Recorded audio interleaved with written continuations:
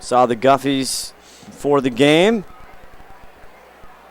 Another big punt. This one kind of a nice flat but very deep. It's at the 30. That's a good looking punt there.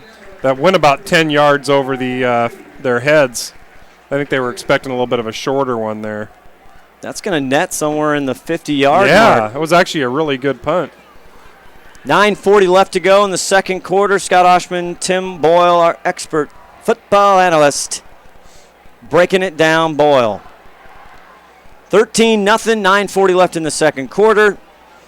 Again, Brady is in, by the way. Brady been taking most of the snaps tonight just for one little series. Devin Rainbow got in there, and he scored a touchdown, the only touchdown by Glacier Peak tonight so far. Southern goes back. Now he's getting flushed out. Dumps it off, tries to get to Carter. No, it hit the ground. I don't think – oh, yeah, you're right. It looked almost like it came off of somebody's foot, but the refs are saying it hit the ground. But Brady dodged a bullet there because that was darn close to being picked off. Good play there. Good hustle play for the defense for the Snohomish Panthers, number 36. Well, we know Brady can throw the ball pretty well because we saw it a lot last year. So he's just got to shake off the jitters here and start getting some zip on that thing. Zach Marshall thought he had He was going to the house. In the house, yeah. Handoff to Jensen. Nice little step up the middle. Gets about 6 yards on that, I think. Jimichowski looked like he was on the tackle there for the Panthers. 9:17 left. They'll leave 3rd down and 4 yards to go at their own 36-yard line. Under center, Brady fakes it. Now he's going to tuck it and roll. He switches hands. Nowhere to go. Oh! But then he fell forward. Where are they going to mark? Oh, he's going to be just he fell forward about 3 yards, Scott, when they were trying to tackle him, and he just used his sheer strength. Well, that was Garcia. I think they're going to go for it. It's going to be 4th and about a half a yard. He had number 6, Garcia, 5'8", trying to take 6'4" down. 13-0, 8:35 left to go. First down, first time, 4th and 1. They get it to Jensen, and Snohomish is there, but he pushes forward. He's got it by about a half a yard. Nice play. Jonah Vaughn tried to hold him back, but just over the marker. Well, I got to give Brady credit on that drive. They had him for about 4 yards short of that first down marker, and he just somehow lunged forward. Now you see 23 running out to the right slot. That's Cole McFadden. I know they have big hopes for Cole this year.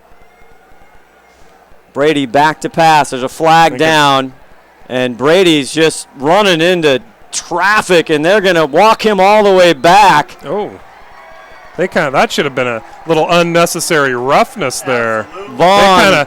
They had him he had his forward progress stopped way back, and they flung him down. They should have thrown a flag on that. Maybe they did. There's 2 flags on the field. Well, Vaughn and Fairhurst. See what they're. One of them, I think, is like a false start or illegal motion. I think illegal motion there on the near side before the snap. But I don't know if both of those flags are for that. Rose coming out to have a little chat with them. Again, Rory, the Riverboat Gambler, not calling the plays. Yeah, I think it is like a motion against Glacier Peak. They're both on him. Yeah, the Kai Smalley in the far side of the field and the coaching staff, they're asking for an explanation. That's declined. No, I think there was 2 of them. No, they sorted out. Oh, they declined it because they're going to take the sack or what? Davis Van Ness, 54 there for Glacier Peak. Then now they're moving the ball back up. That proved this the point. This is forward motion was stopped. The high school rules of forward motion and where to spot the ball is just a mystery to Tim and I, and has been for the 4 years we've been doing this. They don't seem to give them the big losses. They give them the benefit of the doubt. when they lose about 12 on a sack, they bring it back about 6 yards. Shouldn't it be when the whistle blows? I mean, if they're driving a guy back and they blow the whistle. Oh yeah, then in that case they flung Brady back about another 5 yards. So get out the calculator. 2nd and 15 on their own 36. Brady now pitching it to Carter on the wide side. He's got a lane. Going. He crosses the 40 into Panther territory. They finally catch up with him at the 32. Good evening, Dexter Carter. They use him like Percy Harvin. Exciting young man, Griffin Thomas. And he's got Percy speed, too. Out there blocking. Also, Darling with a nice lead block to spring Carter free. That was a big first down for the Grizzlies there. How many yards was that? 33-yard play. 7:45 left in the second quarter. Now some breathing room. They pitch it out to Darling. He's got some room.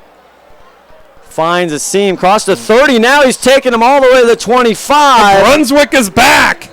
And you know he runs straight up, but he just doesn't fall down. He doesn't. Maybe he's a Weeblo. Oh, we got laundry on the field, though. That's coming back. I thought I saw that on the near side coming on that end. That's a costly one.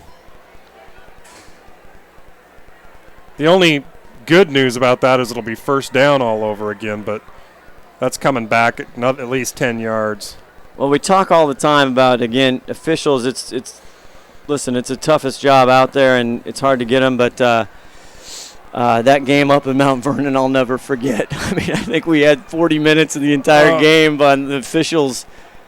Well, that was the year they powwowed for like 5 minutes on every single play, too. Oh, my gosh. Holding on Glacier Peak, the call. That was costly. That's about a 18-yard penalty, really. Spot the ball now. Now it's 1st and 22. 43-yard line. Gonna have to get some extra yards. Brady Southard, the senior. Under center, he hands it to Jensen. Barely gets the ball, and he's met quickly by big Jonah Vaughn. Boy, that wasn't a very good-looking play. He was loose. I saw in my binoculars. He barely got the ball to him. It looked like he wanted to keep it and do something different with it. You know, last year started Corbin Branson. He did a great job of hiding that ball and then pulling it out at the right time. Well, yeah, Branson was so quick. 2nd down, 20 yards to go on the Panther 41. They got to get all the way down to the 22-yard line. Brady back to pass, getting pressure, lays one up there wide open, and is it intercepted? No, incomplete. Boomer looking for his second of the night again, trying to go to Guffey. The ball was off the mark. Brady got hit right before he threw the ball. I don't know if that threw his rhythm off a little bit. Boomer with the coverage. Not sure who had the pressure for Snohomish on the back side there. 3rd down and 20. They're going to, yep. Brady's going to have to find his mark here. Guffey now the split receiver on the far side of the field. You got Cole McFadden, 23 here. On the near side, Dexter, kind of the flanker out there. And Brady goes back to pass. Now looking for protection. Getting chased on the far side. Looking. Goes down. Throws a bullet, but it hits the turf. Not even close. And Guffey wants a foul. Brady's still looking for his first completion, I think. I think you're right. We'll have to go to our stat guy for that. He has not completed a pass yet. The only touchdown tonight for Glacier Peak, a 1-yard run in by Devin Rainbow, the backup quarterback, transfer from Bothell. 4th and 20 on the 41. A series they won't want to remember. Bet Rainbow's in next series. Well, the five-tool pair, he's prognosticating over there, Tim. Hey, you're stepping out of your boundaries there, Todd. Pettit back to punt, and let's see if Keegan Stitch is back there for Snohomish. Looks like number 24. Oh, nice little punt there. Josh Johnston back there. Oh, perfect. It like bounced like right at about the 15 and shot out of bounds. That was a perfect little punt by Legatron. He does it all. We should say he's a 5-tool player. He's a Swiss Army knife out there. 6 minutes, 20 seconds left here in the third annual. Dick Armstrong. I want to thank McDaniel's Do-It Center in downtown Snohomish. I was just there the other day. I like that place. Love that place. I like that they're sponsoring us, too. Their boy is the quarterback. Quarterback That's for right. Snohomish, yes. Mr. McDaniel, the quarterback for Snohomish. So Snohomish, 6 minutes and 20 seconds, not out of this game by a stretch here. Just 6:20 left for the first half, 13-0, plenty of time. Looking for a good series. Daniel gets it off to Brown. Brown. And he loses the ball at the last second. I don't know if it was a dead ball. Well, they're calling it. It is Glacier Peak football. Glacier Peak got away with one there. I thought his forward progress was stopped, but I guess that goes by the whistle. So it looked like he had been stopped for quite a while. Did we see who came up with that ball? Brendan Jensen. Oh, Brendan Jensen's all over the place tonight. Boy, Connor Brown, that's his second fumble tonight. Brady is still in the game. Well, this is a good way to make yards. Glacier Peak getting another great opportunity here. A short field, 1st and 10 on the Snohomish 15. Brady hands it off to Black this time. 34 over the left side. He'll gain 4 or 5, crosses the 10 into the 9. Yeah, he got pushed forward about 2 yards there, too. The other thing, the Snohomish defense out there quite a bit. They're going to get tired. And they're not very deep, which we talked about in the pregame. Yeah, they've got like 40 less players than Glacier Peak does. Aiden Kutch, number 17, on the tackle. Good-looking player for Snohomish. 2nd and 4 now. Clock ticking down, 5:37 left. Uh-oh, fumbled snap there. Now, that's a problem that they really had last year, which hopefully that's not going to haunt us again this year. No, and Brendan Berg, I think, he is getting the start, taking over for the senior last year. Nolan Dale, who, again, they had those issues with both Southern and Branson. 3rd and 6 now on the Panther 12. Brady now under center. Fakes it to Black, goes over the middle, almost caught by McCoy, but just behind him a skosh will bring up 4th down. Yep, just a little bit. Brady's going to have to work on finding his mark there. He's thrown a lot behind the receiver. McCoy really found the seam. He was pretty good open, probably would have had a touchdown. He was a McCoy. Question in the booth was McCoy a quarterback? He was the backup last year, the 3rd-string quarterback last year, McCoy was. Over the summer last year, a lot of people thought he might get the starting job. Very true. Here goes Legatron again. I hope they put extra batteries in the Legatron because he is getting a workout early here the first half. He's already got one from 45 and 41. This will be from 30. This is 30. It's blocked. A bobbled snap, and it is blocked by number 61. Snohomish, it's a live ball. Down the far sideline, the 40 to the 30. Inside, he the ball fumbled. He fumbled. I think Glacier Peak's got the ball. I think Matt Darling stripped the ball from him. The Brunswick stripped the ball. I think Glacier Peak's got it. They're not. They're pointing towards. Ooh, they dodged a bullet. Both teams dodged a bullet there. Unbelievable. So let's back up a little. That snap, that was a terrible snap. He bobbled it. By the time Spencer kicks it, the guy's there to block it. Then he comes running down, probably 70 yards, and then he fumbles. But luckily they got it back. What a change. Boy. They were kicking at a 30-yard attempt from the 20-yard line. And Glacier Peak, I believe it was 36, Billy Lutali, who picked that ball up, ran all the way down, looked like it was fumbled. They get the ball back. Snohomish in business, and they drive the big pile forward for about 4 yards. It's Brown again. Mosese Fafita. You're going to be hearing that name a lot this year.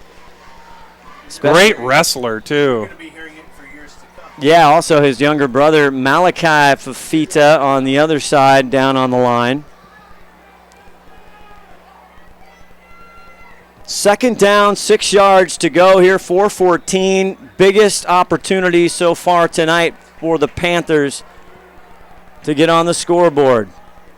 McDaniel gets it to Stitch, and Stitch is wheeled Great around. tackle. Didn't fool the defensive end there. Did we Interesting. We didn't see. I don't know who got that It's tackle. getting dark. It is the lights. The lights aren't as bright as they were in the past. I think our eyes are a year older. Is that what it is? I don't remember it being this hard to see the field. Big down here, 3rd and 5 at the Glacier Peak 21. McDaniel now in the shotgun. Looks to pass, has to get rid of it, and it's broken up. Incomplete. Trying to go to Boomer, and Cole McFadden there. He almost had it. Well, and also McDaniel was getting hit right when he threw that too, and that's probably why he threw it right to Cole McFadden. 4th and 5, you absolutely have to go for it. Yeah. I'm interested why they're not getting the ball. I know they're trying to pass to Boomer, but I'd get Boomer and also Brown and Stitch in the backfield for Snohomish. Yeah, you got to use those position players. 4th and as much 5, as you here can. comes McCoy. It's a screen, and no one's there. They tried to get it to Brown. And he was about to get sacked for about a 15-yard loss when he threw that, too. I think that was Lots of designed pressure. center screen, and they tried to get it to Brown. And Colt McCoy, that's his. Not Colt McCoy, that's the great quarterback. The quarterback. Number 8 It's for Glacier Peak is Andrew McCoy. Andrew McCoy. He's been all over the quarterback tonight. He's got a heck of a arm as well. Again, the former quarterback. Our good friend Replay Rob. We don't have the replay going tonight, but I know he hangs over there at the Wygant house, is throwing in the backyard, and he had quite a gun. Big missed opportunity, one that might come back and bite him for Snohomish, Tim. Yeah, they need the capital. They definitely didn't want to go in their locker room with no points on the board. You never want to do that. And Devin Rainbow back in at quarterback. He hands it. This time, I believe that's Diego Boy, he's Ayala, maybe. pushing the line up. He ended up getting about 4 or 5 on that. That is number 44, Ayala. I think they're going to give him 5 yards Nice little carry. with nothing. Something out of nothing. From their 26. Rolling to the near side. Devin, a right-hander.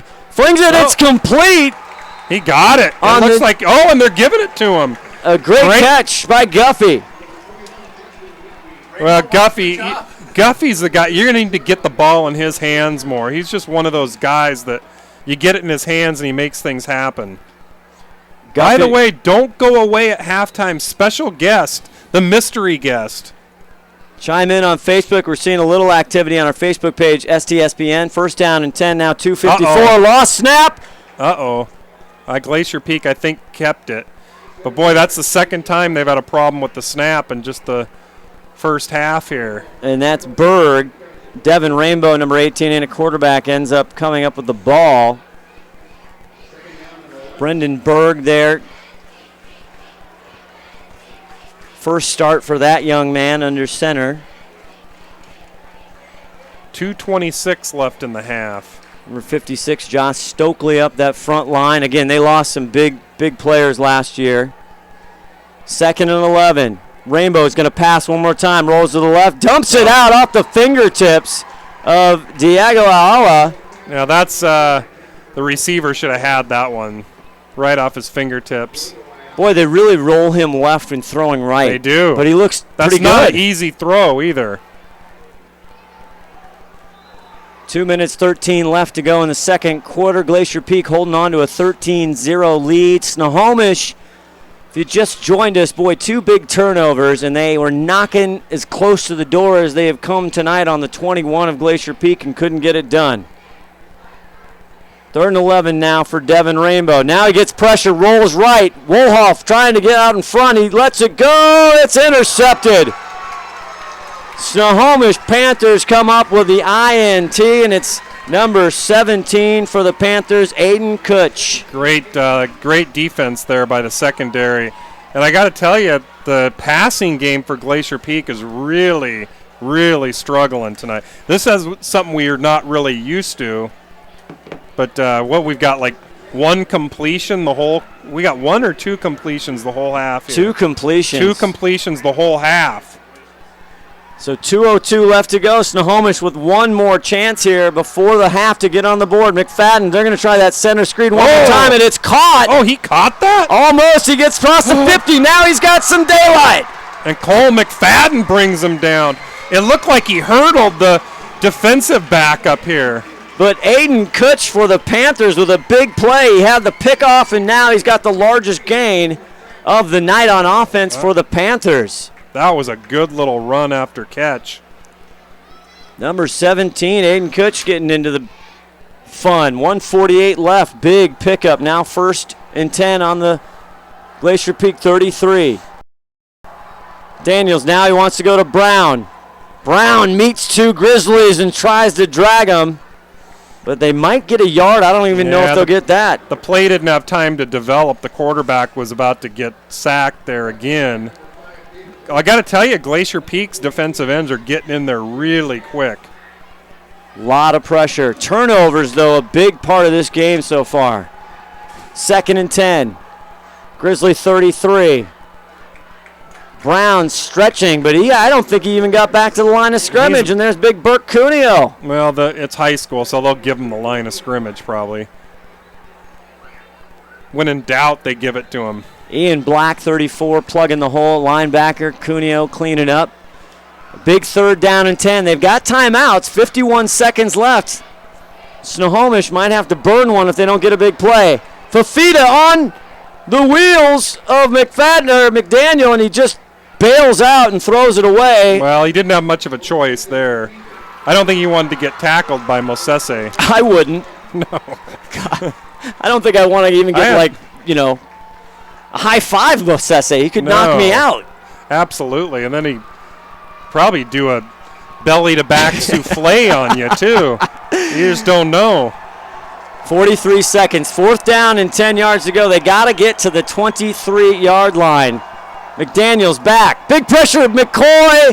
He just throws it up, comes back, he catches it at the 14-yard line. It's Kush again. And that was kind of a little Hail Mary. That should have never developed that way. That's the back shoulder comeback. Well, he kind of had to come back, and the defender was kind of out of position by that time. Devin Wolhoff getting his first start tonight. Big-time varsity football on the coverage there, the junior. And there is a timeout, but it's charged to Glacier Peak. Glacier Peak took it? Catch your breath. Don't go away. 34 seconds left to go. Other plumbing problems? Call Action Jackson Plumbing for 24-hour service. Owned by a lifetime Edmonds resident and Edmonds Woodway grad, Action Jackson is the drain cleaning specialist. They can unclog most internal drains for only $99 plus tax. Call 425-877-5601 or visit actionjacksonplumbing.com.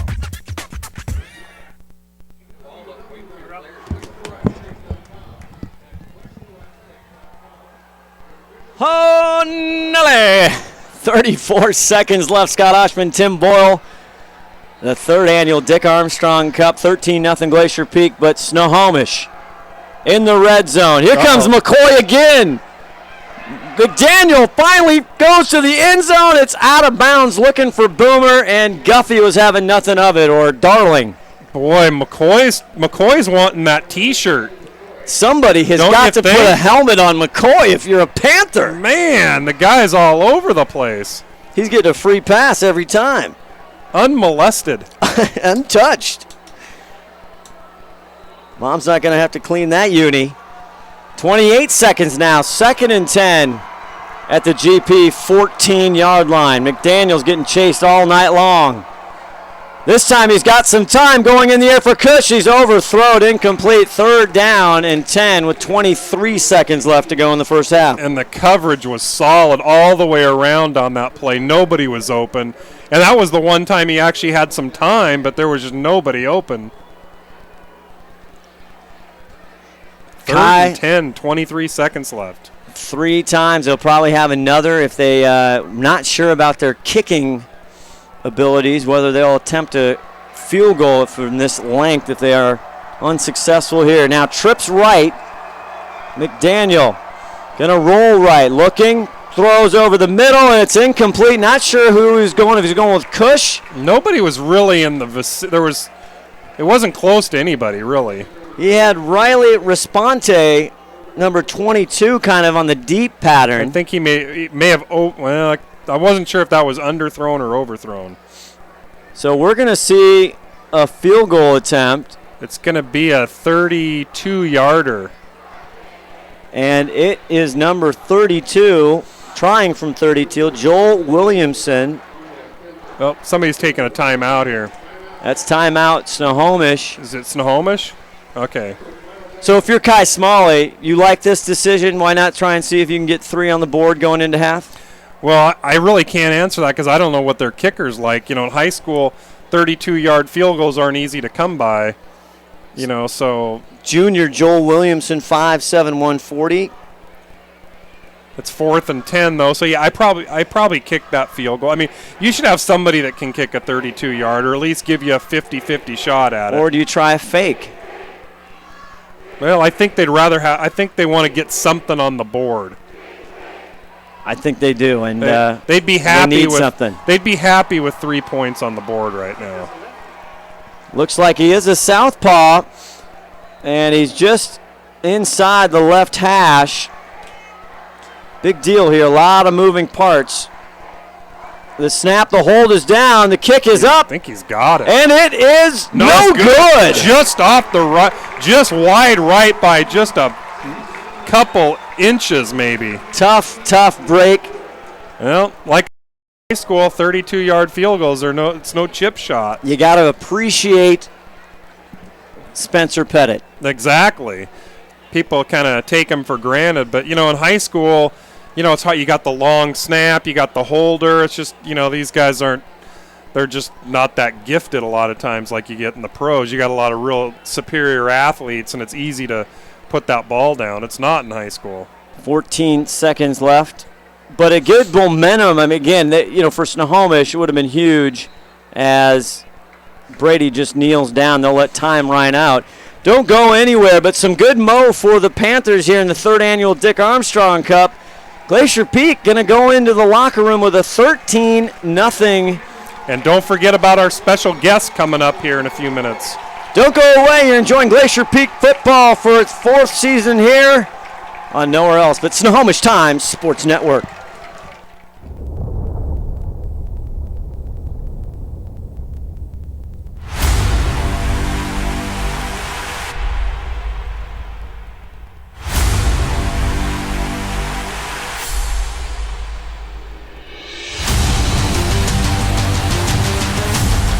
Go to Ron Henthorn right now with the Okay, Ron, coach. This is Ron Henthorn down here with Coach Rowe. Hang on just a minute here. Okay, Coach, 13-0. You kind of escaped there with no score this half. How do you think the game plan's going for you? I think the defense is getting after it now. They're doing a great job. We got to. We've done some decent things on offense. We just don't have a lot of consistency right now. We need to get that kind of tightened up. So a lot of mental errors, first game jitters, kind of thing. But overall, I'm pretty happy. I think the kids are doing a good job, and you know, we got a few drives in and got some points on the board, and defense is getting after it. So we're pretty happy at this point. We haven't had any special teams blunders. No. And that on the first game is usually the biggest deal. You know what I mean? So you got a couple of quarterbacks out there that you're working on. You're going to keep working on trying to figure out who's going to be it. Oh yeah, no, Brady's the guy for us right now. Rainbow came in, did a great job, got that touchdown drive. We just always like to get those guys in the game early in the year. And get him loose and get him going. You never know what's going to happen. You never know in the fourth quarter somebody's going to go down and he hasn't taken a snap yet, or week 3, you know. So we just try to prepare those guys by letting them get in. We trust them both. Yeah, both looking pretty good out there tonight. Thanks, Coach. We'll see you next half. All right, thanks. Ron, back to you in the booth. All right, hey, Ron, real quick. Ron, any other big comments from you as we go into halftime here? The only thing I see down here is that the offense seems to be just a little bit sluggish out there, and you guys can see that up in the booth as well. But I'd like to see Brady play fullback rather than quarterback, and that's just me talking. So the wedge, Ron Henthorn. Nobody does it like the wedge, Ron Henthorn. We'll get more of Ron in the second half. Again, stay with us. Our big mystery guest towards the start of the second half. Again, Boyle here. We'll be back. Snohomish Times Sports Network.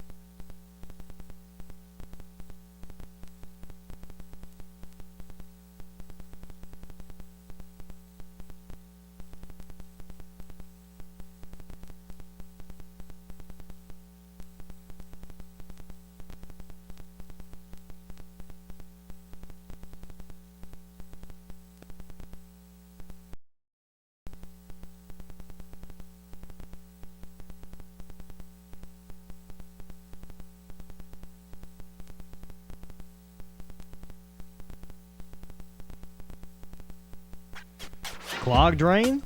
Other plumbing problems? Call Action Jackson Plumbing for 24-hour service.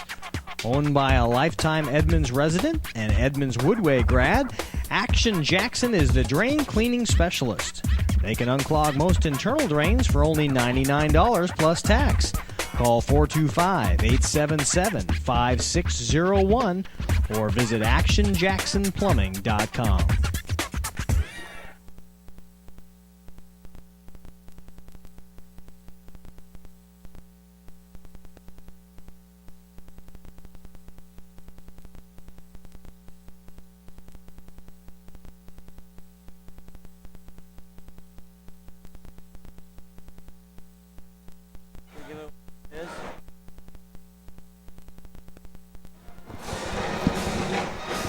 All right, just about ready to start the second half. Scott Oshman along with Tim Boyle here. Downtown Snohomish Veterans Memorial Stadium, the Dick Armstrong Cup. Glacier Peak hanging on to a 13-0 lead, Tim Boyle. It's not pretty, though. No, it is. This isn't how they drew it up at all. Exactly. You know, Glacier, I think really I've never seen Glacier Peak struggle with the pass like they are. And both quarterbacks, Rainbow and Brady, are really struggling. And again, first game of the year, where we don't want to be too critical, that's for sure. But definitely there's some what have we completed? 2 passes the whole first half. Yep. 0 for Brady, 2 for Rainbow. So they're going to need to get that under control. Had they had a little bit of that, this game could be 25-30 to nothing. Had they had just a little bit of zip on some of those passes, but a lot of them are behind the receivers. So my guess is they address that during halftime, and we'll see what happens. Yeah, on the Snohomish side, I mean, Andrew McCoy, number 8, on defensively on that right end or whatever end. I mean, he is coming in absolutely untouched right to McDaniels, and McDaniels hasn't had a chance to throw it, do anything because he's under so much pressure. No, and to McDaniels' defense, he's actually done some pretty good. He's actually had some pretty good throws right when McCoy's going to get to him.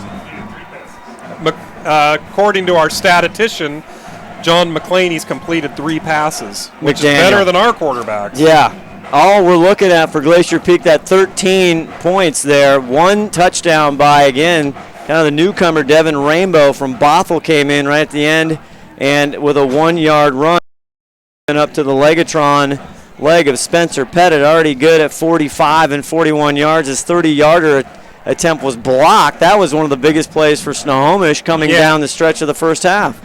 And that wasn't his fault, really. The snap got kind of bobbled, and it took a little bit of time to develop, and so but that'll count against him as a block. Panthers had their best shot to get in the end zone. They tried a 32-yard field goal attempt right at the end of the first half, and it was just a little bit wide right. It looked like it could have been good from here. We're going to go down to the wedge. Ron Henthorn standing by with none other than the defensive coordinator for the Glacier Peak Grizzlies, Steve Hannon.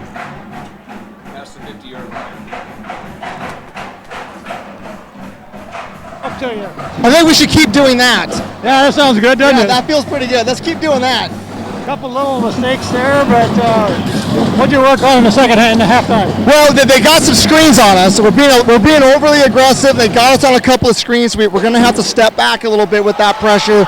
We got to know our keys and our reads and make sure the right guys are checking that screen. And if we can do that, we're going to be okay, I think. How about a little more rushing in the quarterback? You need us rushing the quarterback? Yeah. You want more action. I want more rushing. It's not good enough yet for you. All right, we'll send more guys to the quarterback. How's that? All right, that's great. Thanks, Steve. Good luck the second half. Back to you in the booth, guys. Thank you, Ron. A huge crowd here tonight for the Dick Armstrong 3rd annual here, Snohomish Glacier Peak. Again, Glacier Peak only in its 7th year here in existing. And it's just awesome to come to the stadium, Tim. And just the grass is full. The kids are here. It's a hot fall night. It's awesome. Everything. There's nothing bad about this game. Parking lot's full. Seats are full. Standing room only.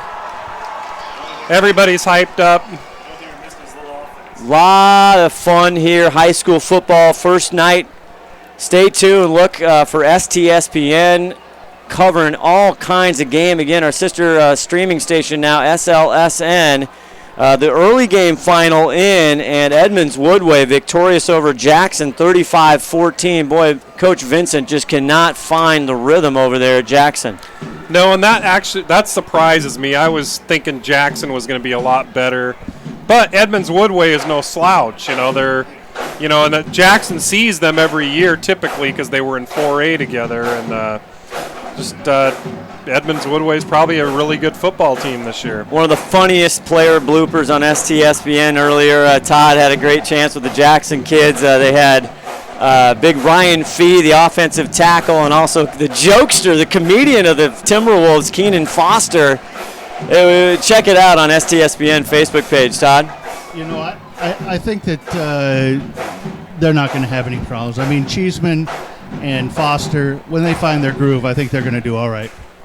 And speaking of find their groove, Glacier Peak's got to find theirs here if they're going to hang on to this 13-0 lead. Well, who did Tim and I lodge a complaint to the Glacier Peak Alumni Club? Because the mystery halftime guest, none other than the wrestler Sean Elledge, was supposed to come up, but he must have got lost on the way up here. Must have. Or maybe he's nursing an injury. Maybe his foot was hurting him. I don't know. Had an injury earlier this year practicing. He's taking his redshirt year this year. Is Sean Elledge, but doing well his freshman year, playing cornerback and safety a little bit over there at Central.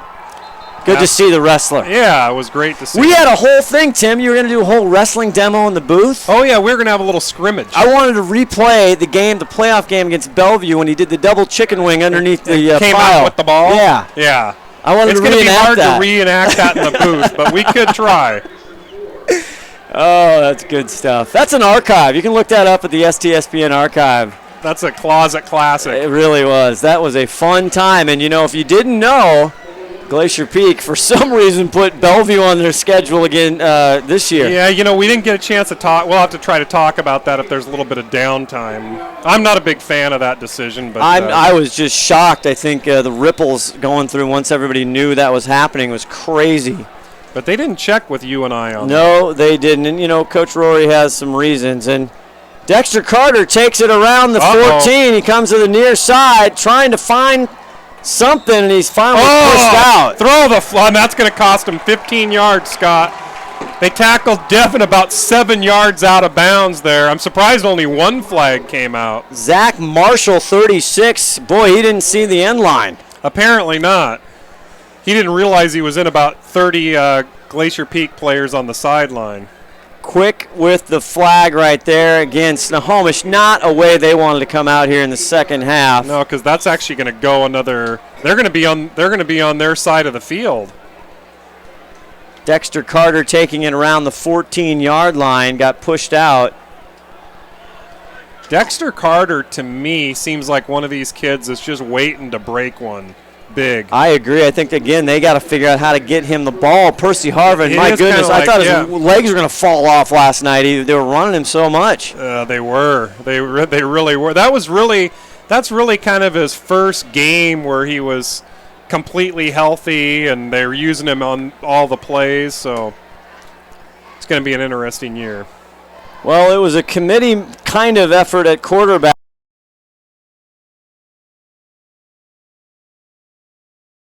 And it's Wolf, number 5, finds a crease and all the way to 30, and what a big block by the hitman Guffey. Oh, and Guffey came in and just dehumanized that guy. Josh Johnston was the poor recipient of that blow. Oh, and he's feeling that, and he tried to get up in Guffey's mug, too, afterwards, but holy cow, the hitman just crushed him. Devin Wolhoff, the junior, getting the pill for the first time on offense tonight on a little counter. Ian Black in the backfield, 1st and 10 now at the Panther 30. Brady trying to complete a pass, goes over, little touchdown, Guppy! That's what we've been waiting for, a little zip on that ball. That's what we've been waiting for. Brady, shake off those jitters, and the hitman comes up with a big play right after he levels that guy. And he's wearing a historic number 21 here at Glacier Peak. And he's wearing it well. He is. 11:21. Didn't take much time. Right then from the 30-yard line, Brady Souther completes his first pass, connects it to Guffey. Touchdown, Glacier Peak. And we were talking earlier, Guffey's one of those guys you want the ball in his hands as much as possible. A little trickery here. They did this many times. Go wide out now. Pettit practicing his throwing, his mom told me. Now he rolls right. Now he's going to throw it, but it's blocked. Incomplete. Trying to go for big number 87. Gosh, Pettit, I'd get rid of that guy. Pettit. That's a joke, folks. Kyle Dvorak, baby, the junior, 6'4", the big fella.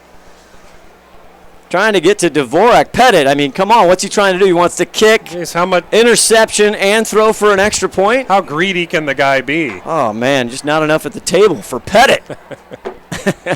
I think he's passing out Gatorade, too. He is. He probably drives the bus. He does it all. And his mom's president of the Booster Club. He is. He's an honor student. We're overdoing it here on poor Spencer, but we're trying to get him a scholarship.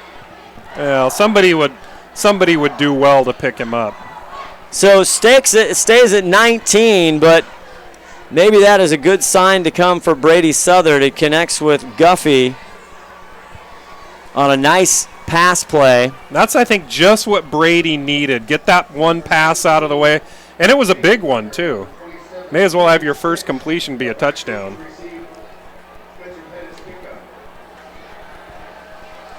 So 11-17 here at the start of the third, and little fireworks by the Grizzlies. See if Snohomish can counter. They had a good shot at the end of the first half. This one's going to go in the end zone as per usual, and they'll start their campaign of the third quarter at the 20-yard line.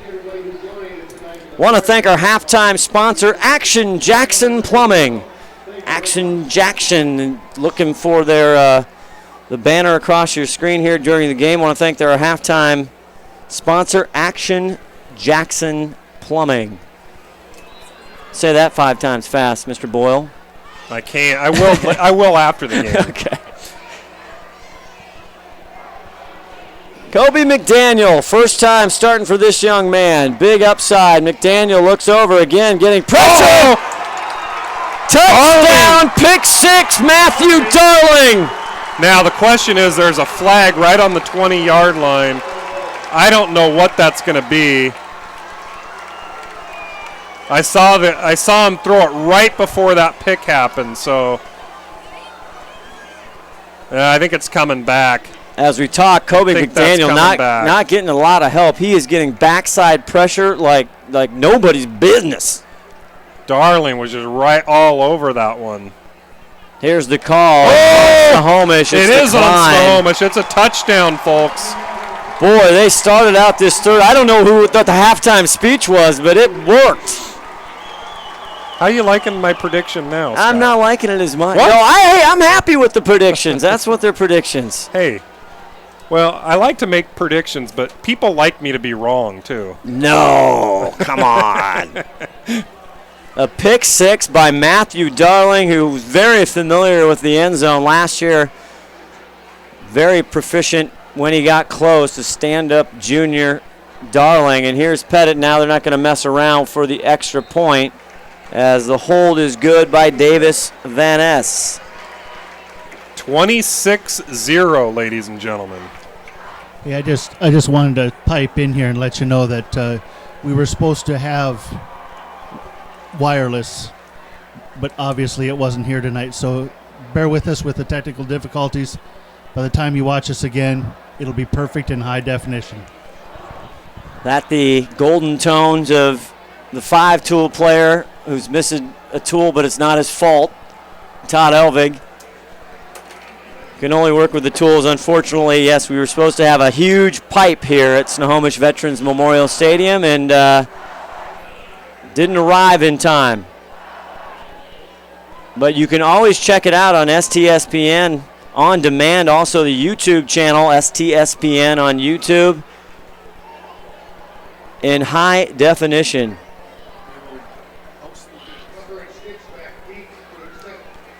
So the opening of the third quarter, Tim Boyle, boy, we were shaking our heads at halftime here in the booth, and all of a sudden it's 26-0. Well, with under a minute to go, ticked off the clock. That's deep and unplayable. About 4 or 5 yards deep. Well, you know, it doesn't surprise me that much. Glacier Peak was threatening to kind of do this the whole first half, and they blew a lot of opportunities. So now they're just kind of converting on a couple of those. And throughout the night, I mean, they have a lot of weapons here. You got Dexter Carter, you got Darling, you got McFadden, you have obviously Guffey. You have a lot of weapons, a lot of things. Ian Black and Jensen doing a good job in the backfield carrying the ball. You got Wolhoff with a nice pickup. So there's the players deep. Are there. There's no doubt they're deep. McDaniel's going to try again. This is Brown. Left side tripped up. Nice ankle tackle as a flag comes flying in. Are they going to call late hit on that? They came flying in like it was a late hit, but that's going to be a bad call if it is. McCoy shaking his head. Maybe he thought it was him. Brendan Jensen got in and tripped him up. Face mask. Big Connor Brown with the ball. Didn't see it from here. We'll have to look back on the replay. That's going to be a costly one. Shannon Cuneo on our main camera. As you see, that's a 15-yarder, ladies and gentlemen. Bert Cuneo. We're getting a little rumblings from the Snohomish crowd now. They're getting all excited. Glow sticks are out for GP. I see a broomstick. Bert Cuneo trying to raise the crowd up. Now he gets some room. Back to Brown, but he is taken down. And behind the line of scrimmage, what a play by Mosese Fafita. Was it Mosese? Yes, looked like it was. Mosese kind of cracked the line there and got in the backfield. He did, kind of ran him down from behind too. Much quicker feet than he looks to the eye. 2nd and 10 now on their own 35. McDaniel's back to pass, going deep There's on the left side. That's going to go nowhere. It's going to be a holding right here in the backfield, so that's going to back him up 10 yards. Trying to go for number 17, Aiden Kutch, who had a very nice late first half, that big interception, and then a nice catch and run. I think there was actually 2 Snohomish guys that were holding on that. See the white hat. Let's go down to Ron Henthorne. Ron, what's the feeling down there? What a power-packed first minute here by Glacier Peak. Well, a lot more excitement down here this half, the way it started out, you guys. So 13 points to start the half. All they did in the first half the same. So guys are pretty excited down here right now. Back to you. I do not know what the wedge. Nobody does it like the wedge, Timmy Boyle. You're absolutely right. Now they're kind of powwowing about this. We have to have a conversation. I don't get why they do that so much. It's a holding. Mark it off 10 yards. Let's get the game going.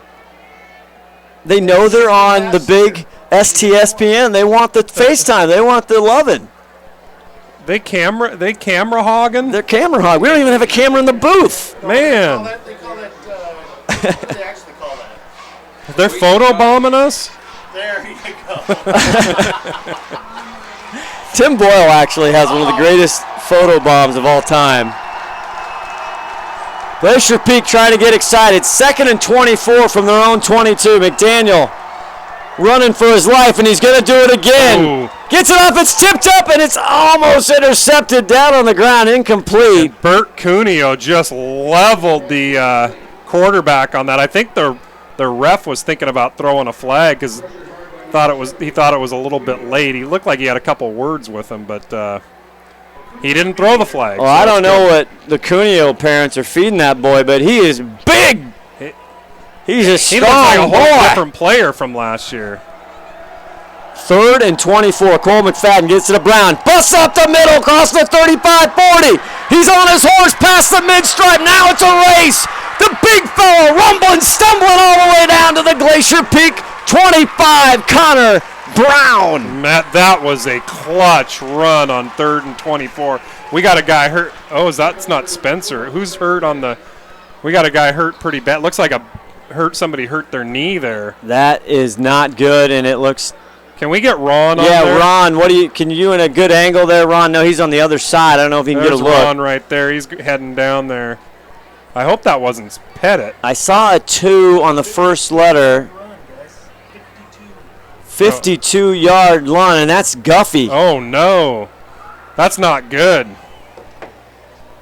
Connor Brown, That a is 52-yard run, and the Panther fans needed that.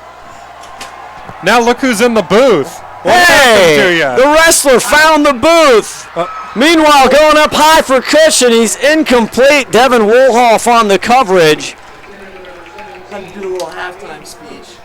Oh, did you? And in the booth comes in the what we like to call the Glacier Peak, and definitely an STSPN Hall of Famer, wouldn't you say, boys? Sean Elledge.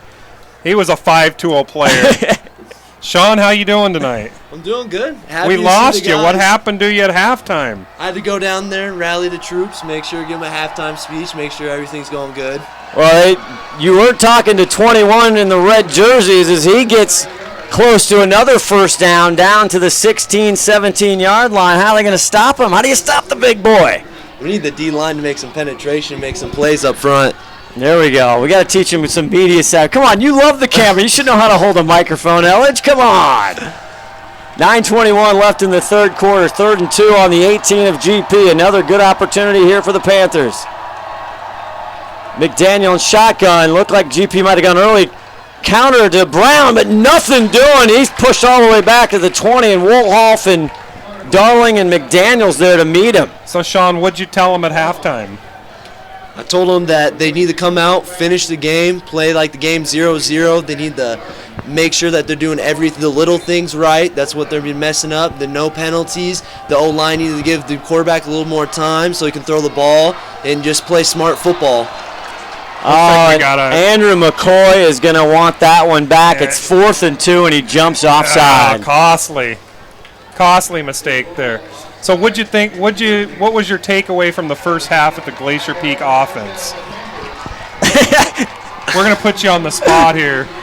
They just weren't getting the little things, the blocking to running the ball, and just the quarterbacks were holding the ball too long. They need to get rid of it, which were killing them on drives.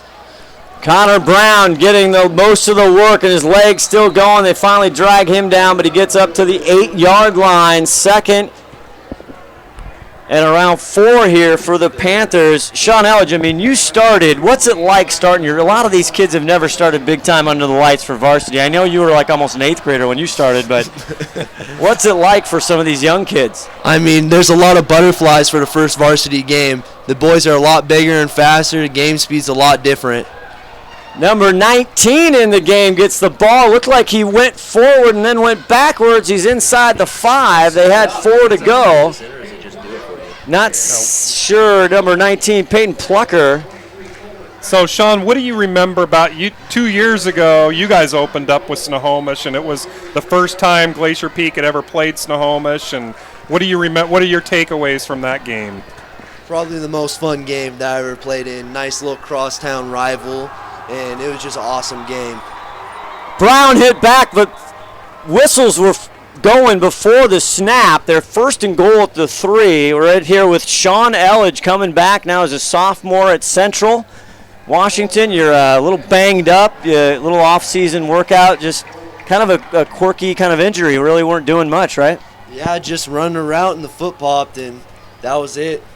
12 weeks now. I'm sitting out for another 6 weeks, and I got a red shirt this year, but it's whatever. I get to play with my friends, senior year now, so just trying to make the best out of my situation. You got some Glacier Peak teammates going over there, That's right. Kainoa Wong trying to make the team here this fall. Hold on, we have one other question. We want to squander some rumors we heard about last year. As McDaniel goes back, he's fading up. It's in the end zone, incomplete. Almost picked off there. Trying to go to Josh Johnson, who's 6'1" on Pettit, correct. What about Spencer Pettit, Legatron, the weapon? I know. He had, for the first half, he had like half the points. He's killing it. 6th in the nation for kicking. That's pretty impressive. And an INT. He wants to get up the rankings as a cornerback. Right? He's coming after Kainoa's records. That's right. What's Kainoa's record? I think it's 12. Wow. Interceptions? Yeah, 12 interceptions, like, through his whole career. 2nd and 8, and McDaniel has to dive on the ball as a bobbled snap there, the shotgun. Okay, we heard last year in your freshman year in practice, I don't remember the details. Some big boy, some upperclassman happened to get on you, kind of rustled, and then all of a sudden the wrestler mentality came over and you kind of put him down. And from that time on, nobody bothered the freshman from Snohomish. Yeah, that's true. Is it? I got him in a double leg and took him down. Oh, you got him in the double leg, Yeah, huh? and after that, no one messed around with me. McDaniel's just doing everything he can, incomplete. He'll face now 4th down, I believe. What are they doing messing with a 2-time state champion? I mean, come on. A double leg. Welcome to Wrestling Talk with Sean Elledge and Tim Boyle here on STSPN. Wrestling 101. That's right. So that's true. I mean, the rumor, the guy got bigger and bigger as it came across the mountains here to Snohomish. He started out about, 6'1", and by the time we heard he was like 6'5", 280. He was actually a big boy. For about 260. McDaniel trying to go. He wants some pass interference again, trying to go to Johnston, and that was down, and that was ladies petted and on the gentlemen. coverage. Yeah. So a big blown opportunity by Snohomish, and the wrestler can tell us when you can't, when you're down 26-0, you can't afford to blow those 4th down opportunities. Now again, we just sit up here and get to blab our mouths, but come on, Snohomish, run the ball, give it to big Connor Brown, 21. I mean, let the big boy finish it off. No. Right. Why? If it's working, stick to it. There's no point to go and throw the ball. They haven't had any success all game with it. They got some big guys down front. Again, Glacier Peak, big front line themselves, but they were having success. As now GP on the carry is Diego Ayala, 44 in the ball game. He'll gain actually about 6 or 7. A nice gain. A tackle by Keegan Stitch for Snohomish. Now, Sean, you got in that first game against Snohomish your senior year, you guys pretty much had your way with them, if I remember right? It wasn't that close. No, it was not a close game. They were talking a lot of smack, and we had a lot of we want to come out and prove it to them. This is our town. Yeah, and I can't remember what the score was, but it wasn't close. I remember that. Unlike last year where Glacier Peak really got lucky to actually win this game last year. I know, it all came down to that snap that Snohomish messed up. That's right. You were watching us live over in Ellensburg. I know. All my friends were saying that we were going to lose. Really? It was making me nervous because we were watching. I had 10 buddies around a TV and we were watching the game. Yeah, that was a tight one. That was tough. That was a nail biter. Oh yeah. Last play, McCoy. Oh, there's a fumbled handoff. But Dexter recovers. He's back around the 10. Now he's got to dance. And Snohomish. There's a flag on the play, too. Boy, they had a great run on first down. They gained pitch to McCoy. He nicely covered by Snohomish. And then the bobbled handoff. And they're going the wrong way. Now, was Dexter Carter on the team when you were a senior? No, I think last year, right? He was a sophomore? Last year, I think he was a freshman. Okay. Because he's a junior now. Okay. Yeah. Apparently he runs like 4.39 or something. Yeah, so he is a fast kid. I mean, if he could cut instead of slowing down when he was getting into traffic, he can do some damage. Now, what's Sean Elledge at the peak of your speed running now on a 40? I would say my best 40 times a 4.5. I haven't got down. But to you were 4.3. as fast as you needed to be, you know. As Tim Boyle said, he's football fast. Hey, Steve Largent was never a 4.5, 4.4 guy. Brady Southern looks fast. Right? I don't he's know. going in slow motion. That's football. You're only as fast as you need to be, right? You just got to be faster than the other guy. That's right. That's all that matters. Spencer Pettit now on to punt, 4th and 7. Kind of an ugly series for Glacier Peak. Ooh, high snap. Spencer, does he get it away? Oh, wow. Did he get a piece of that? And no flag. Because if he didn't get a piece of it, it should be a flag. Johnson now with the ball. Nice job. Gets it into Glacier Peak territory, about the 42-yard line. Spencer Pettit lucky to get that one away. He really was, and he kind of got roughed up a little bit, but maybe he got a piece of it. I don't know. Sean Elledge up here in the booth joining us, the wrestler. Now, nobody calls you the wrestler over in Central. That didn't make its way over there, did it? No, actually it did. After that incident where I took that guy down on the lineman, my coach came up to me right after, and he's like, "That's from wrestling, right?" And he used a little two-timer, give me saying that I was the wrestler, so it transferred over. Nice. Excellent. We like courtesy of STSPN. Absolutely. We like to take credit for something. I gave you guys credit. Oh, good. I gave you credit for the name. That's all Tim Boyle. I hate to give him credit. That was me, yeah. The penalty, we don't know. We don't care. We're talking to Sean Elledge, the wrestler. Blocking in the back. Thank you. Blocking in the back. At least I got Sean's you guys. at least Sean's paying attention Thank here. you, the student. Our eyes are going here. 5:12 left in the third. 26-0. Snohomish threatening a couple times. There's some trickery there. Gets the handoff to number 29. That's Boomer. And we were saying, you know Boomer a little bit, right? Yeah. Boomer Vlory. God, why aren't they getting the ball more to Boomer? No, I know. He's a player. He's a baller. I feel like Ben Johnson hasn't been getting the ball at all either. Yeah, Ben, they've been going again with Connor Brown. Again, they have a good running attack. The problem is they're trying to pass it too Yes. much. Handoff again to Connor. Connor beast mode a little bit up in the middle. He'll get 5. So, Sean, how important is this game to the kid? You know, it doesn't mean anything on the record books as far as the division, but how important is it to these kids for, you know, living in the same town and stuff like that? It's just you got to talk smack, and you know whose town it is. They can't really say anything. We beat you in football, the most important sport. Everyone knows that. That's the sport you want to win in. Okay, there you have it. 2 years removed, and he's still talking. Now, one thing again, you kind of had to mature through your kind of varsity play here. Again, huge competitor. I remember up in Mount Vernon a couple times. You're in the thick of it, right? And you get a couple things, maybe a late hit or a late little chop in, you know. But you kind of came over that. Is that something you talk to the younger kids about? Yeah, I try to you just got to play smart. You don't want any stupid penalties, because that, first off, that makes you look like a bad player, like an idiot, and second off, it kills drives. Yeah. You're first and 10, and now you're first and 25 or first and 20, and that makes it hard to get a first down. Bad snap. He carries it, and he's tackled in there again. McCoy gets another tackle, and the punter's been busy here for Snohomish. Snohomish is just struggling to get anything going offensively, special teams, you name it. It's got some bad breaks, too. Well, they're making their own bad breaks, and GP's hurting them. So, what's your stats first year? You played a lot your freshman year at Central, correct? Yeah, I got to start in 3 games, and I got to play a lot, and then I was on every special team, so I got a decent amount of play time, and I had a pick. I had like 6 or 7 pass deflections, and I had about like 25 tackles or something like that, or 20 tackles. So not a bad year. Not a bad year for the freshman. I like it. GP goes up the gut. He's going to be close to a first down. He just kind of powered right through the middle there.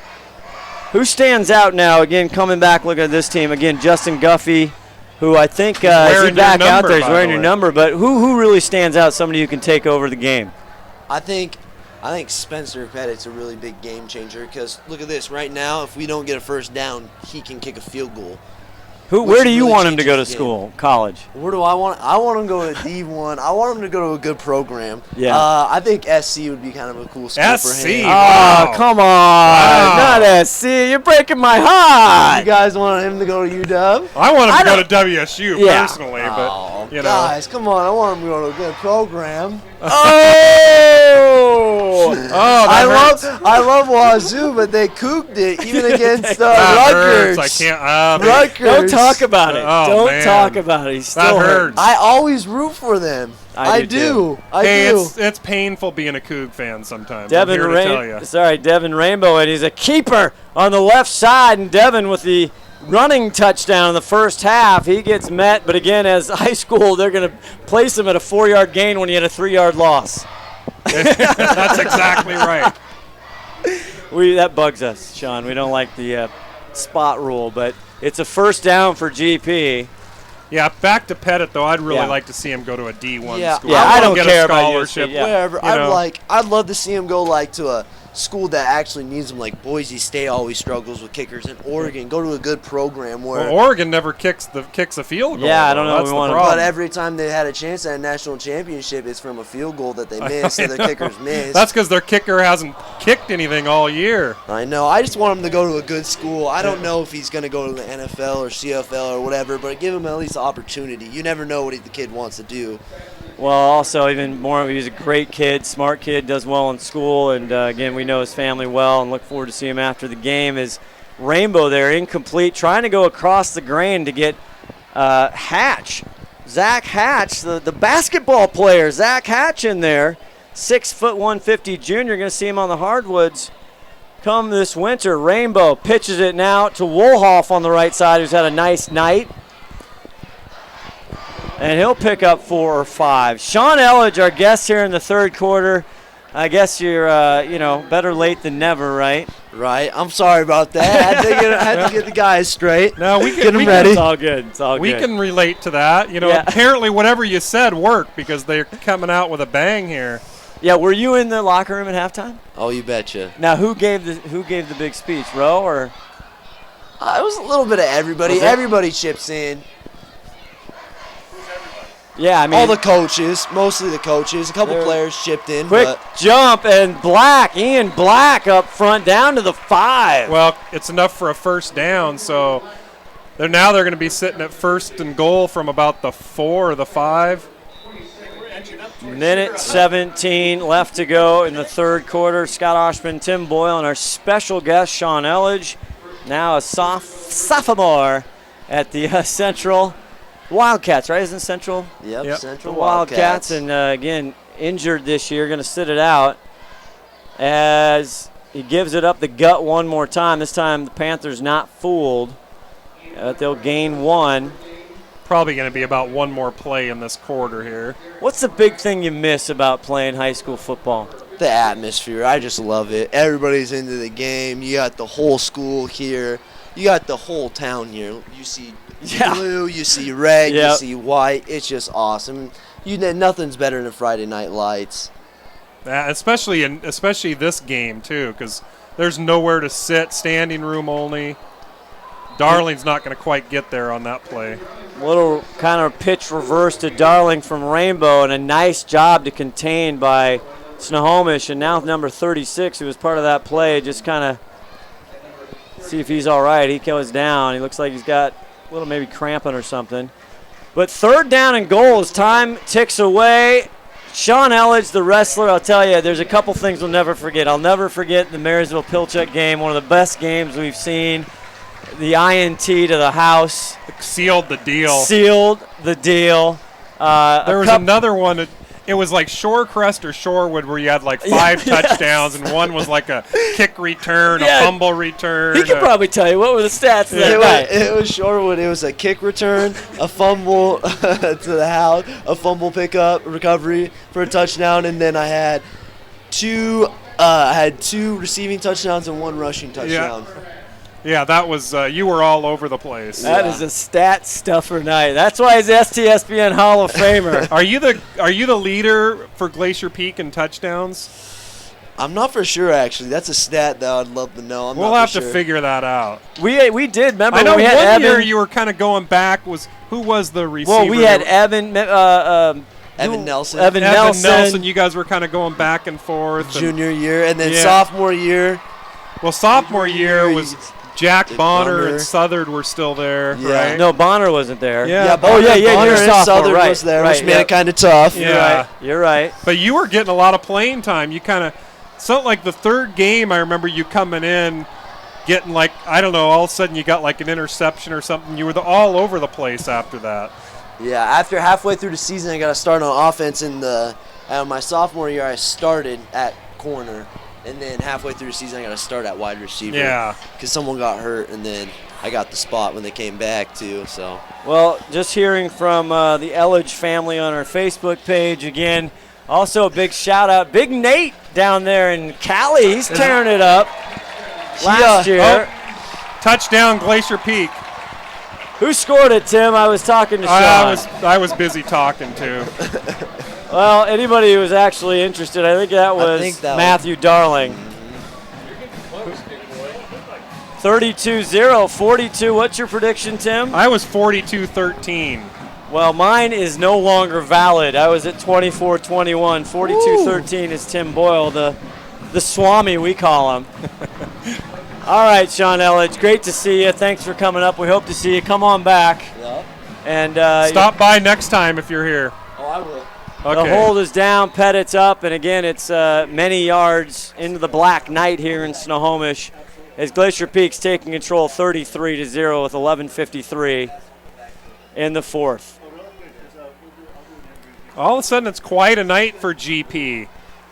After it being only 13-0 at half, now we're sitting at 33-0 at the beginning of the fourth. So things have changed, ladies and gentlemen. Hey, it was the first minute of the third quarter. They scored twice. Yeah. I looked up. It was just still 11:03 left in the third, and they'd put 2 in.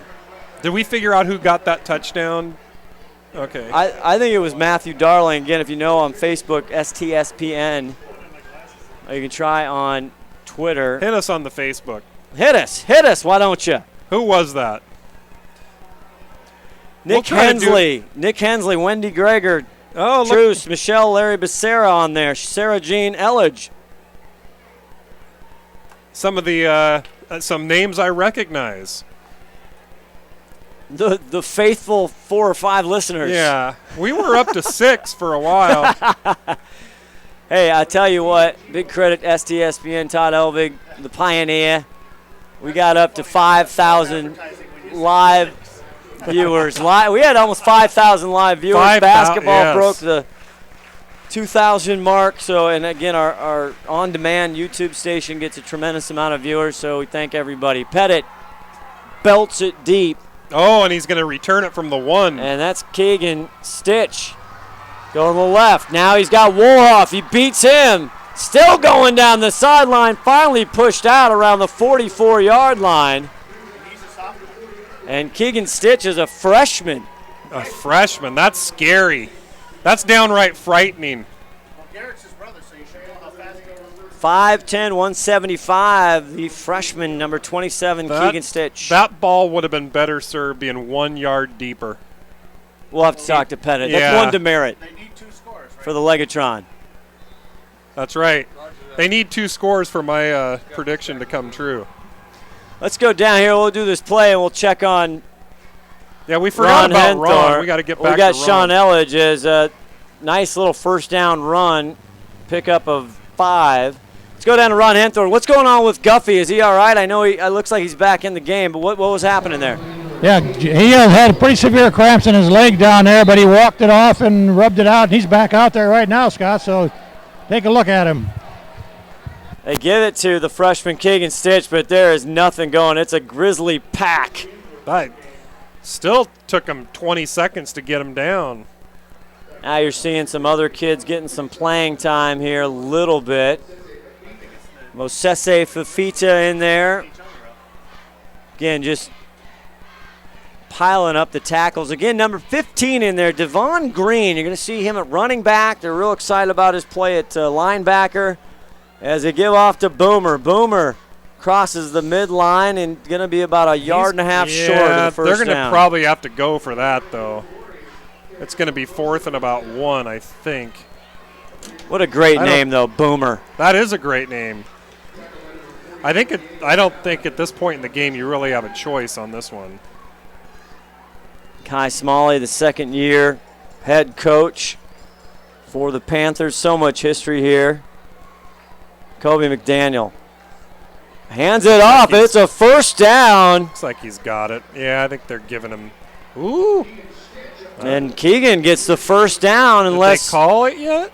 It's going to be close. Oh, they're calling it. Yeah, that was right on the stick. Do you know the sticks? The guy's doing the sticks again this year, Tim? No, I don't. Yeah, I don't think so. 10:09 left to go in this Dick Armstrong Cup. McDaniel fakes the pass. Now he goes deep. He's got trouble, and it's caught. by Johnston with Pettit. Finally, those two have been going all night. Completed down at the 12-yard line. And it was a great play for him to get that throw off, too, because he was looking at a lot of pressure there. It actually wasn't a particularly well-thrown ball, but good play by the receiver to come back and get it. Josh Johnston finally comes down. He's tried to go, and that was Devon Green. We just talked about number 15 that was in his grill as he let that one fly. McDaniel now hands it up the middle. Nothing fooled there. No. Stitch one more time, but Fafita and again Devon Green, or no, that was Jensen, number 13, who's been busy tonight. Oh, Jensen's been all over the place. Offense, defense. Big thank you to our sponsors, Rivertown, Fred's Rivertown Ale House, McDaniel Do-It Center, Snohomish Eye Care Center. 2nd down and 10 on the Glacier Peak 12-yard line. They have not hit pay dirt yet tonight. They're down 33-0 with 9:11 left. McDaniels over the middle, wide open, touchdown Panthers. Finally connects to number 13, Ty Roth, the sophomore. Yeah, somebody missed their assignment on that. It was actually a well-called play because whatever they did, they left the guy wide open. Little play action, and happy for the McDaniel kid. Kobe McDaniel with his first varsity touchdown here with 9:06 left to go in the game. Unfortunately for Snohomish, it's going to be a little too late, but they're going to be happy getting some points on the board.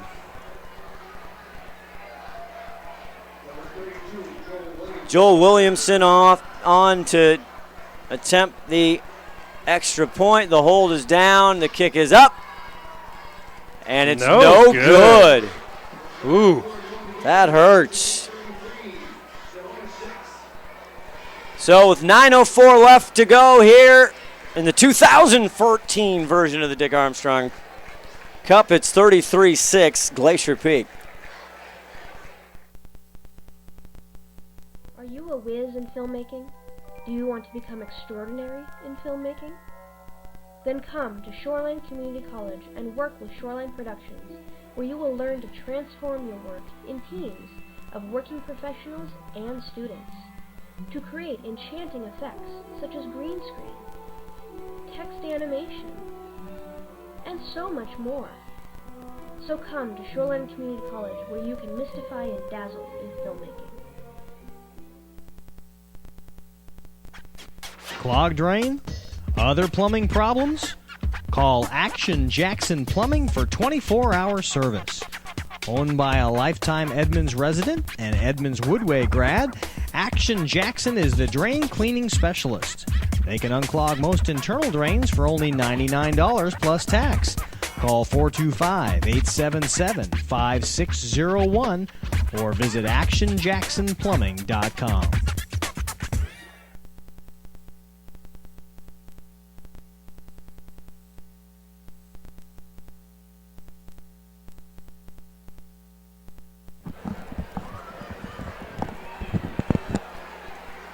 Glad you're here. Our first game. Scott Oshman along with Tim Boyle and the whole STSPN crew up here. 9:04 left to go. Dexter Carter back to receive for Glacier Peak. Just talking on the in the break there. If he can work some magic, let's see that speed by Dexter Carter. Onside kick. Oh no, I thought Here he we might go. look for an onside. Dexter takes it now. He bobbles it. It's just got a fall on it at the 25. Yeah, even with a fumble of 25s, that's not terrible. No. See who All comes right. out. And now let's just talk a little bit It about. looks like it's going to be Devin Rainbow from here. He's Yep. sitting right there with him. Let's talk about this Glacier Peak schedule. Tonight, obviously, looks like 9 minutes left, and unlikely that they'll lose here. So when they next week is an away game, Shorewood, 7 p.m. STSPN will not be broadcasting that game with video. We'll see. Stay tuned. See what coverage you're going to get. But then it gets. They have Linwood, and that's our next broadcast here at home, September 19th. As Diego Ayala gets the call on the right side, and he fights for a near first down. Nice job by Ayala. Good extra effort there. He's within about a 6 inches. Oh, look, they backed it up a little bit. Diego Second Ayala. and 1. 44, number 44, Diego Ayala is a senior.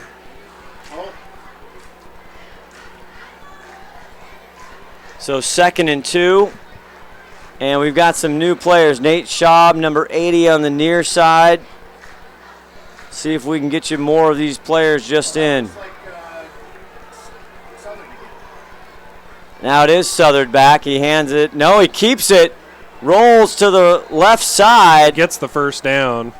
And stretches forward. They want to say he fumbled, but they'll call him down.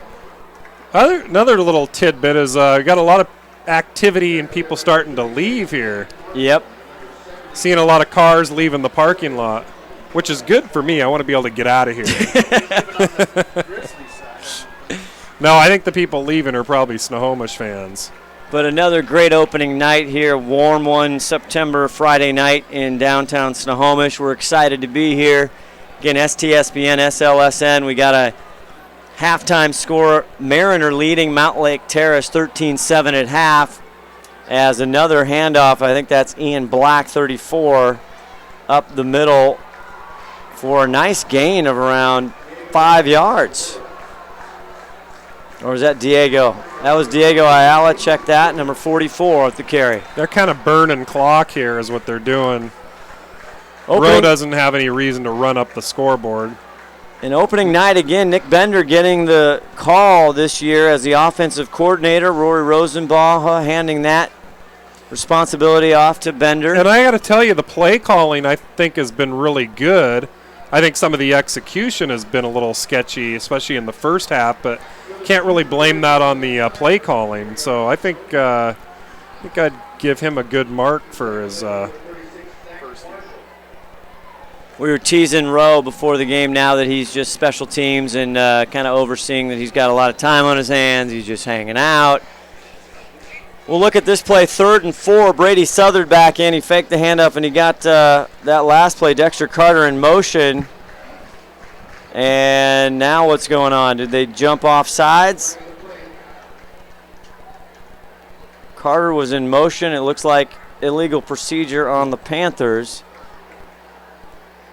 Yeah, that might give him a first down, actually. I think it will. It should if it automatically be a first down. So stay tuned for a player of the game, STSPN player of the game afterwards. Tim, 627, who are you thinking right now? I'd probably have to lean towards Spencer Pettit right now. Okay, I like that. I'm not going to argue with you. Brady fakes the handoff. Brady likes running. I think he's a runner. I don't know if that was a design play or not. Deception for the big Broadway Brady.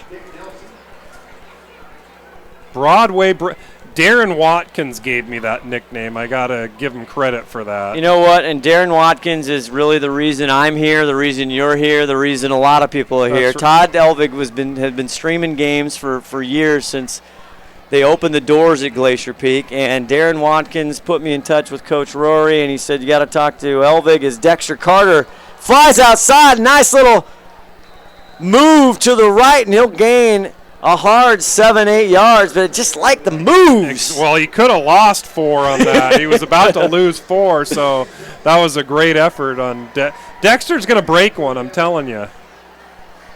What year? Is he a junior? We talked about that earlier. Dexter Carter I think is he's a junior. Yeah. Correct. 5:10 left to go. 33-6. 4.3940. That's screaming. I can't do that on. Couldn't do that on a bike. I don't know. A motorbike, a moped. I don't know if I could catch up with that. I couldn't get to 4. I couldn't get to that fast if someone was chasing me. Darling now on the left. Kind of halfback. Get it to Day. He's hit hard right up front. Great hit. He's going to lose a couple. And that's going to bring up 4th down. What a great play by the Snohomish Panther trying to get his helmet popped off. He's got to go off. Number 50, kudos to that kid. He's coming off anyway. That's Derek DeVries, the junior, 5'11", 190. He popped it. Now it looks like they're going to have to punt, obviously, 4th and 3. Dexter Carter, 5 rushes, 55 yards, but 11-yard average. His long was 33 tonight. Again, these are unofficial stats. Watch the riverboat. And Pettit kind of bobbles the snap, gets it away, high spiral. It takes a bounce at the 10. It hits a GP player at the 5. That's perfect. That was going to go in the end zone, so that's a great play by Glacier Peak. Sam Wyatt, number 6, there down on special teams. We'll have to get Rory a bad time about a special teams play tonight. We got to tease him about something. Yeah, I mean, come on. It's what we love to do. What's going on? A lot of calm feelings down there, Ron Henthorne. You want to vie in maybe for the player of the game? What's going on? Well, it's kind of calm down here right now, Scott. Not too much excitement going on, but player of the game-wise, it still looks to me like Spencer Pettit is your man for tonight. So let's see what he can do on defense here right now. Thank you, Ron Henthorne, the wedge. He'll have the post-game interviews. Still in the game? Let's see. I don't know. I saw some other players. 79, another senior, Matthew Sheldon, in there on defense as they give the handoff and a nice open field tackle by number 88, Jacob Matre. It's the first time we've called his name tonight. And looks like Kobe McDaniel kind of took that one by himself. Let's see if they've got a switch there in quarterback. They do. No, they don't. I'm sorry. Number 15, he just hands it off to Connor, and he's chopped down at the 7-yard line. And look at number big 53 in the blue, Jake Renis. Is that who tackled him? 5'10", 325. No wonder it looked like he got hit so hard. 3rd and 7. Nothing doing. He gets past the 10, maybe to the 11. They're going to be short. I don't know that they're going to want to go for it from their own 12-yard line. And Marcus Becerra going to get the credit for that tackle. Marcus Becerra. I think they're watching tonight, the Becerras. The Becerras are one of the faithful STSPN listeners. No, they're good. From day one. They have. We love the Becerra family. Marcus getting the credit. Another guy that's on the wrestling team, Marcus. It's true. You got Griffin Thomas in there as senior, number 19. Well, he's on the wrestling team, too. I think his mom was like the Booster Club person. Not that I'm partial to the wrestlers, because I'm not. Yes, you are. What? You should be proud of it. 2:13 left in this one, 33-6. There's a timeout on the field by Snohomish, and we'll take one, too. Come on back.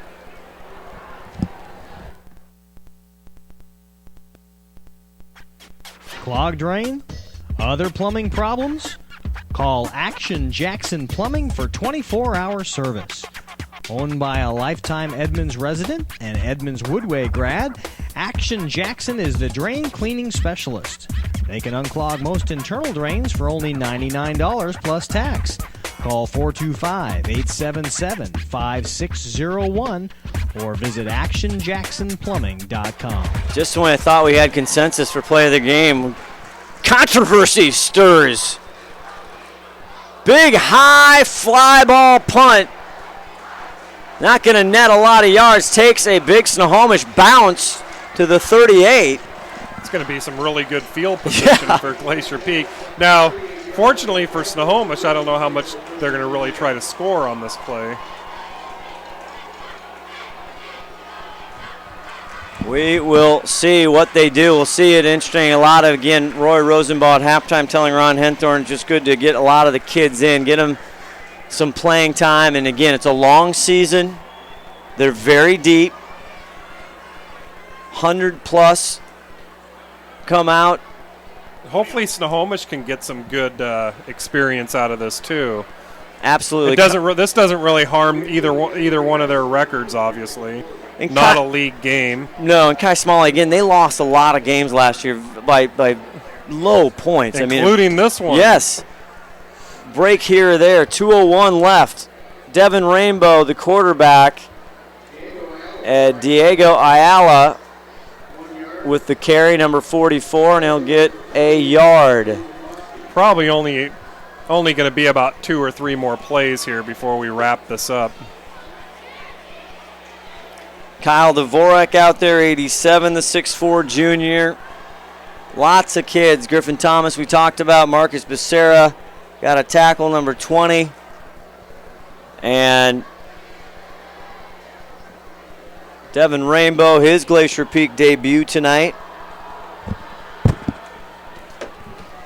2nd and 7 on the Panther 35. They give it again up the middle. And Ayala stretches for 4 or 5. Just what they're looking for. Number 14, Seaver Southard out there, Tim Is Seaver Varro. out there? Number 14. I like it. Younger brother. I can see him getting a lot of playing time this year. He's going to step it up here. They fake, and Rainbow's going to keep it up the middle. He's going to stretch. I think he'll get the first down. Yeah, Devin Rainbow. That's gonna do it for the game right there. Seaver. I don't even know if they'll get another. Seaver's the 3rd Southern that's come through here, and many say the best of all the athletes. Well, I'll tell you, on the basketball court, there's not a three-pointer he doesn't like. He can launch from long range. His motto is, when I walk in the gym, I'm open. Hey, that's a Southern longtime family tradition. Come on now. Lance will tell you that, their father. Rainbow takes a knee, and he's slapping high fives to his Grizzly mates. And for the 3rd time in a row since they started playing this game, the Dick Armstrong Cup, Glacier Peak is going to be victorious again. 33-6 is the final here at Snohomish Veterans Memorial Stadium, Tim. Yep, and I don't know the takeaways for this game. Glacier Peak looked good. I think they need to work some things out on the offense a little bit. But it's game 1. You know, everybody's a little rusty. So all in all, a really good effort.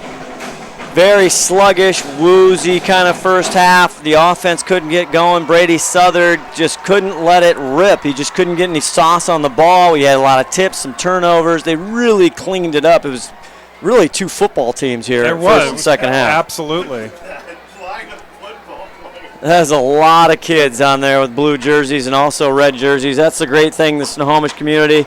Want a big thank you to wrestler Sean Elledge coming up to the booth tonight. That was fun, Tim. That was a blast. We confirmed some rumors. We did. It was a productive time.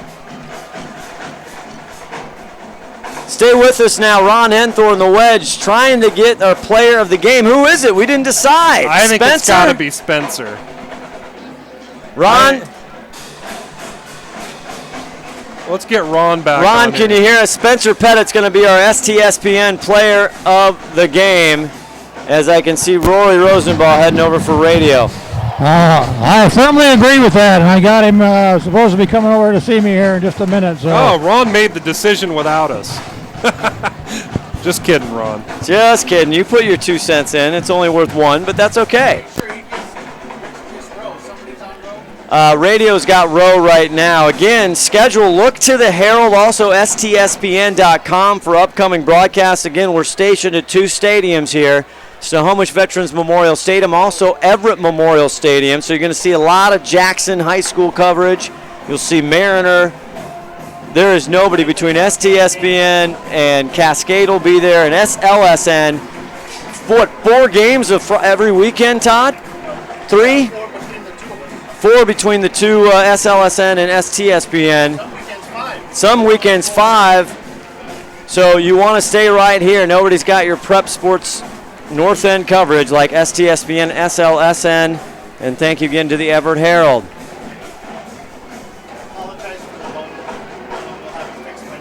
We'll have the connectivity fixed next week. Again, First game out of the way for everybody. As Ron Henthorn, the wedge now, he's going to get the ceremonial, traditional kind of lecture, post-game speech by the coaching staff. And I see Ron trying to get Spencer Pettit. Hang on with us. Where is Ron? He's right. I missed him in the crowd. Coach Roy Rosenbaugh, 7th year. No, Ro's giving the post-game speech. And they do pull Pettit away, and they're going to get Spencer Pettit. We'll go down to Ron Henthorn with Spencer Pettit right now, our player of the game. Fire away. Okay. This is Ron Henthorn down here with Spencer Pettit. Spencer, great game, kid. Thank you. I got you down here for 2 field goals, 3 extra points, 1 incomplete pass, and 1 interception. How's that sound? Sounds good. It feels good. All the summer work, all that finally pays off. So how do you think the team gelled tonight? I think it was great. This is Coach has been saying it's the best team chemistry we've had in a while. All the seniors really came together this summer, and so, it showed tonight. You saw us stay together the whole game. Didn't give up a touchdown until the last 8 minutes, so that was great. Well, it's great. You had a great game tonight, Spencer, and on behalf of STSPN, you're the player of the game, and so you get to hold up that T-shirt in front of you a little bit there. Hey, how about that? It's great. Thank you. All right, Spencer Pettit, player of the game for STSPN. This is Ron Henthorn. Back up to you in the booth. See if I can get roaring a little bit. Bye. Thank you, Ronnie. Great job, Spencer Pettit. Congratulations. I'm sure we'll see you later. This just in, 2 top 10 state teams here. Lake Stevens 28, Meadowdale 21. Oh, wow. That's a final. Meadowdale's going to fall out of the top 10 probably. We were looking today. Yeah, we weren't happy with that. Yeah, we thought Glacier Peak should have been there before Meadowdale, but, Meadowdale. We'll earn our way in there. Meadowdale is going to be tough. Yep. They got Mike Don coaching over there now. So they're a top 10. Again, Lake Stevens getting a lot of publicity. Is that Sandy over there, number 77? And congratulations again to Pettit. That might be the first of many white STSPN shirts he gets this season. I think he got a few last year, didn't he? At least a couple. Meadowdale again, yeah, he's got a closet full. I'm sorry, he's just got a closet full. He's probably already he's got it on Craigslist already, selling it. Those things are treasured. Well, they go for a lot on Craigslist. They do. It's big. I might actually bid this time. Meadowdale, if you're wondering, is a game on September 26th. Tim Boyle at 7 p.m. That'll be right here at Veterans at STSPN if you're unable to get to the stadium. That's great because it seemed like there was 4 years in a row we had to go to Meadowdale and play them. So glad they're coming here. It will be nice to see. We will be on that call, right? Yes, we will. The Mavericks finally get to come to Snohomish, and we get to see them here locally. The final 33-6, Glacier Peak victorious.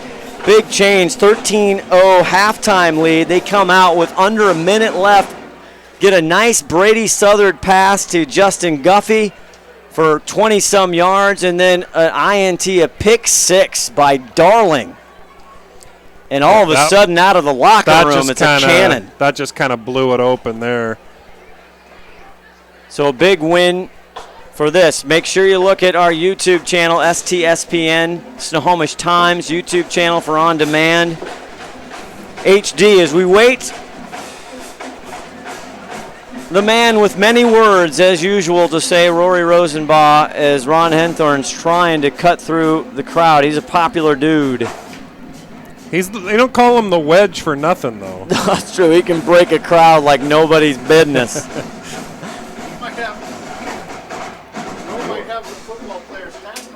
Where is Ron right now?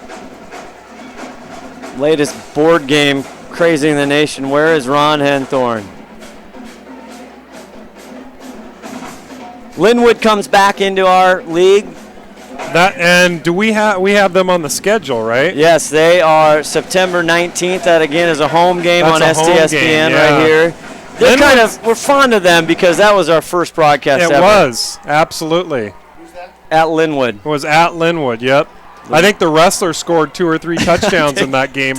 He scored one right off the bat, I remember. I loved how he knew exactly. You talked about the short game. You couldn't quite remember how many. He's like, I remember it was 5, and he knew exactly when they were, what yard line. He could probably tell you at the time of the game. Yeah. It was 2:23 left in the first. Well, I picked that one up on the 21-yard line.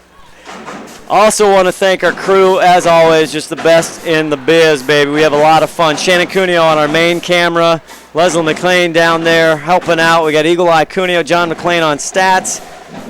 Todd Elvig, the executive producer, and Tim Boyle and I, we just get to ramble on here and have some fun. Wesco Septic, also a proud sponsor. We're going to have to move away, and we'll try and get Coach Rowe next time. For everybody here, Ron Henthorne, everybody, the whole crew, Scott Oshman saying good night. We'll see you next time. Glacier Peak wins this version of the Armstrong Cup, Dick Armstrong Cup, 33-6. Good night, everybody.